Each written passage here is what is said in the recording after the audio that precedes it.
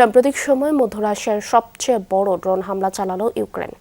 কৃষ্ণসাগর উপকূলে পর্যটকদের উপর চালানো এই হামলায় প্রাণ গেছে অন্তত 7 জনের।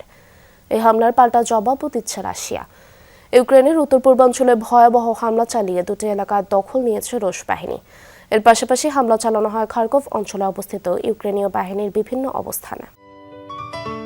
সিলন টি রপ্তানিতে শীর্ষে। হঠাৎই বিস্ফোরণ সৈকতে, মুহূর্তে ছড়িয়ে পড়ে আতঙ্ক। ভয়ে ছোটাছুটি করতে থাকেন উপস্থিত পর্যটকেরা। মঙ্গলবার কৃষ্ণসাগরের আর্খিভো ওসি এলাকার সৈকতে এই হামলা হয়। হামলার সময় পর্যটকদের ভিড় ছিল সৈকতে। ভিডিওতে দেখা যায় পর্যটকবহুল সৈকতটিতে তীব্র গতিতে আছড়ে পড়ে ড্রোন। ঘটনাস্থলে প্রাণ যায় বেশ কয়েকজনের। সময় যত গড়াচ্ছে বাড়ছে রাশিয়া ইউক্রেন যুদ্ধের তীব্রতা। গেল শনিবার কিয়েভে ব্যাপক হামলা চালিয়েছে রুশ বাহিনী, যাতে প্রাণ যায় 9 জনের। ক্ষতিগ্রস্ত হয় শতাধিক স্থাপনা। ওই হামলার 3 দিন পর এবার রাশিয়ার বেসামরিক এলাকা লক্ষ্য করে আঘাত এনেছে ইউক্রেন।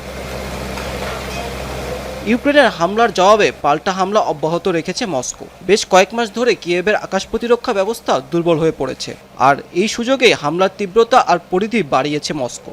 নতুন করে খার্কিভ অঞ্চলের 2টি এলাকা দখলে নিয়েছে রুশ সেনারা। জুলাইকে ইউক্রেনের জন্য সবচেয়ে বেশি প্রাণহানির মাস আখ্যা দিয়েছে কিয়েভ। ইউক্রেনপন্থী বিভিন্ন সংস্থার দাবি, গেল মাসে রুশ হামলায় প্রাণ গেছে প্রায় 300 মানুষের।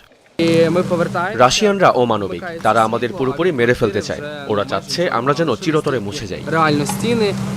এদিকে গেল কয়েক মাস ধরে রাশিয়ার অভ্যন্তরে জ্বালানি ও গোলাবারুদের ডিপোসহ সামরিক বেসামরিক স্থাপনা লক্ষ্য করে নিয়মিত ড্রোন ছুটছে কিয়েভ।